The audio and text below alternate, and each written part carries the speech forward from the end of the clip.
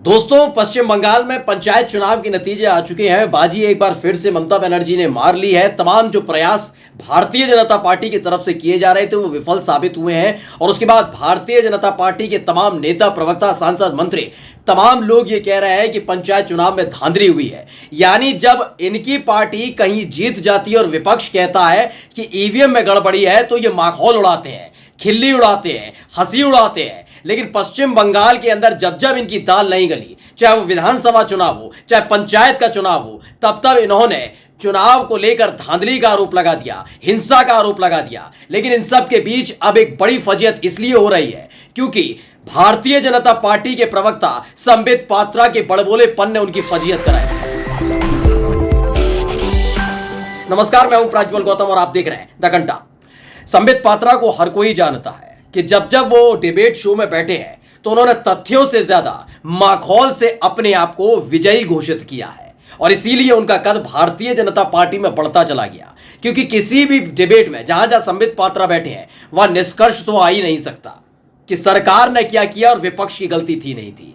उसमें सीधे तौर पर तू मौलाना, तू ये बैठ जा, तमाम तरह की जो अटखेलियां करते हैं संबित पात्रा, उसके बाद डिबेट का कार्यक्रम खत्म हो जाता है और धरी की धरी रह जाती है बातचीत।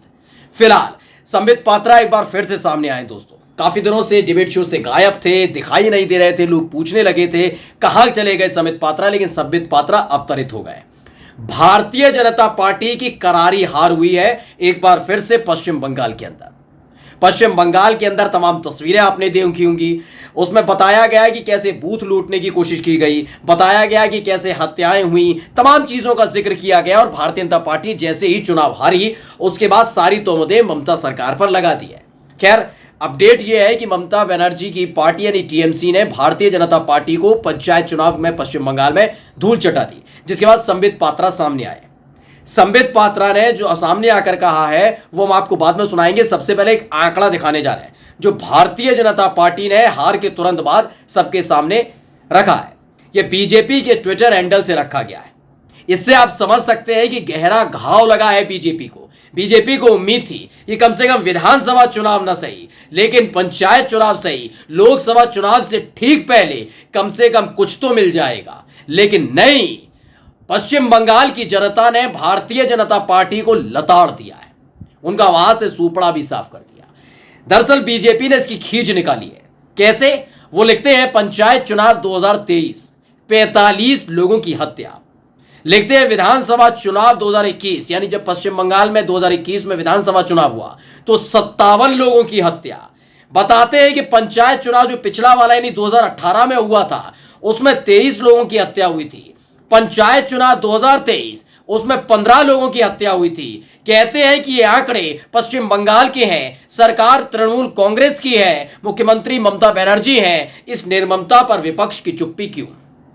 और इसी मुद्दे के साथ संबित पात्रा अवतरित हुए थे।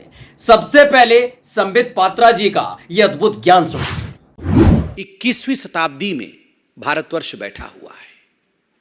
मैं भी सोशल मीडिया में हूं, आप भी सोशल मीडिया में हैं। आजकल कुछ छुपता नहीं। जब हम सोशल मीडिया और फेसबुक में देखते हैं एक के ऊपर एक लद करके डेड बॉडियों को ट्रक से या बस से उतारा जा रहा है और स्ट्रेचर्स में डाला जा रहा है, किसी के हाथ मुड़े हुए हैं, किसी के पांव मुड़े हुए हैं, और ये किसी एक्सीडेंट का सीन नहीं, ये कोई दुर्घटना का दृश्य नहीं, ये मर्डर है, ब्लेटेंट मर्डर। दिन दहाड़े हत्या की गई है केवल इसलिए क्योंकि आप टीएमसी को वोट नहीं कर रहे। और ये कोई केवल भारतीय जनता पार्टी के कार्यकर्ताओं का मर्डर नहीं है, इसमें कांग्रेसी भी हैं, इसमें कम्युनिस्ट पार्टी के लोग भी हैं, इसमें बाकी पार्टी के लोग भी हैं, ऐसे लोग भी हैं जिनका राजनीति से कोई लेना देना नहीं है, वो केवल वोटिंग करने जा रहे हैं। ऐसे लोगों की हत्या हुई है। जब इस प्रकार का दृश्य सोशल मीडिया और फेसबुक में हम देखते हैं तो मैं कई बार सोचता हूं कि अगर यही दृश्य कोई भाजपा शासित राज्य से आ रहा होता तो हाहाकार मच गया होता। ये सारे नेता, ये जो हाथ पकड़ पकड़ के कभी बेंगलुरु में खड़े होते हैं तो कभी किसी और राज्य में खड़े होते हैं, महागठबंधन का दृश्य दिखाते हैं। कहां है वे सारे नेता? कहां है लालू प्रसाद यादव? कहां है नीतीश जी? कहां है वो मोहब्बत की दुकान खोलने वाले राहुल गांधी? कहां है ये सारे महागठबंधन के नेता? तो संबित पात्रा जी ये बता रहे थे अपनी ही शैली में, जिस तरह की वो अटखेलियां करते नजर आते हैं। वो कहते हैं कि जिस तरह की एक्टिविटीज पश्चिम बंगाल के अंदर हुई, हिंसा हुई, इस पर कोई नहीं बोला। कहते हैं कि अगर यही दृश्य किसी भाजपा शासित राज्य से आ रहा होता तो हाहाकार मचा होता। ये सारे नेता जो हाथ पकड़ पकड़ कर राज्यों में खड़े होते हैं, कहां है ये सारे नेता? कहां है लालू प्रसाद यादव? कहां है नीतीश कुमार? और कहां है मोहब्बत की दुकान खोलने वाले राहुल गांधी? ये संबित पात्रा कह रहे हैं। चलिए संबित जी, मान लिया पश्चिम बंगाल पर शांत बैठे हुए, लेकिन आप ही तो कहते हैं, आप ही की तो पार्टी कहती है कि वहां राष्ट्रपति शासन लागू हो जाना चाहिए। राज्यपाल किसके कहने पर काम कर रहा है? ये तमाम चीजें तो दिखती है ना, लेकिन इन सब में आप कह रहे हैं कि हाहाकार मच जाता। आपने जितना आंकड़ा और भारतीय जनता पार्टी ने चुनाव की खींच के तौर पर जो आंकड़े इस बार के पंचायत चुनाव और पिछली बार जो 2021 में विधानसभा चुनाव हुआ था पश्चिम बंगाल में, उसमें हिंसा में मारे गए लोगों की दिखाए ना, मणिपुर में मात्र 2 महीने के अंदर उतने लोग मर गए। लेकिन कहां है प्रधानमंत्री? कहां है इस देश के गृह मंत्री? और संबित पात्रा जी, आपको क्या हो गया था? ये चुनाव की खींच नहीं है तो और क्या है? मणिपुर में किसकी सरकार है संबित पात्रा जी? बीजेपी क्यों खामोश बैठी रहती है? तब याद नहीं आता? ये चुनाव की खींच नहीं तो और क्या कि पश्चिम बंगाल के विधानसभा चुनाव में पूरी की पूरी कैबिनेट उतार दी गई थी। कौन नहीं पहुंचा था? प्रधानमंत्री नरेंद्र मोदी पहुंचे थे गृह मंत्री भी, तमाम कैबिनेट मिनिस्टर वहां पर झोंक दिए गए थे, तमाम भारतीय जनता पार्टी शासित राज्यों के मुख्यमंत्रियों को लगा दिया गया था, लेकिन ठन ठन गोपाल रहे थे। और उसमें जब हार गए तो कहने लगे हिंसा होने लगी। चलिए, वो चुनाव का दौर है, हम कहते हैं कि तृणमूल कांग्रेस के इशारे पर हो या जिसके इशारे पर हो, कार्रवाई होनी चाहिए, लेकिन मणिपुर पर बोलिए ना, उस पर चुप्पी के साथ जाते हैं। 2 महीने से मणिपुर चल रहा है, 100 से ज्यादा लोगों की मौत हो चुकी है। शरणार्थी के तौर पर वहीं के रहने वाले लोग अपने आशियाने को छोड़कर तंबू और बम्बू के नीचे पड़े हुए हैं। फर्क पड़ा? बोला प्रधानमंत्री ने अब तक एक शब्द, लेकिन नहीं, फर्क नहीं पड़ता ना। वहां तो सरकार बनी हुई है, खींच निकल रही है। अगर यही बात, अगर आप जीत जाते, ये बात अगर बीजेपी की जीत पर अगर कोई विपक्ष का नेता कह देता कि ईवीएम खराब, तो बड़े खिल्ली उड़ा रहे होते हो आप। नहीं, ये सारी चीजें जानना बेहद जरूरी है। चुनाव चला गया है, उस पर सरकारी तौर पर आप जांच बिठवाइए, लेकिन वहां फेलियर किसका है वो भी पता करिए। मणिपुर में किसके फेलियर की वजह से मणिपुर जलता रहा?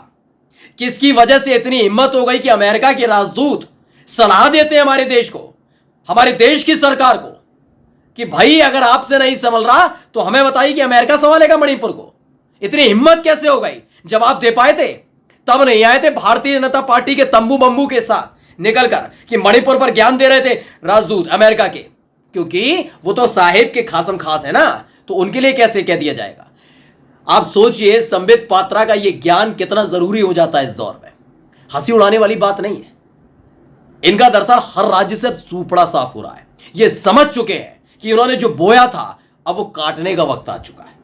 हिमाचल प्रदेश पहले हारे, फिर कर्नाटक हारे, पश्चिम बंगाल से उम्मीद थी, वो भी पश्चिम बंगाल में भी आप देखिए पंचायत चुनाव हार चुके हैं। सामने खड़ा हुआ है मध्य प्रदेश, जो इकलौता इनका भारतीय जनता पार्टी शासित राज्य है जहां पर 5 राज्यों में विधानसभा चुनाव होने जा रहा है। लोकसभा चुनाव से ठीक पहले उसमें भी हार के बादल मंडरा रहे हैं। हालत ये पतली हो चुकी है बीजेपी के नेताओं की, जो कहते थे विपक्ष पर कि ईवीएम पर खींच निकाल रहे हैं, ये हिंसा, बूथ लूटा जा रहा है, तमाम चीजें बात की जा रही हैं। बस सीधा सवाल का जवाब दे दीजिए, मणिपुर पर खामोश है मोदी जी साहेब, हमारे देश के प्रधानमंत्री।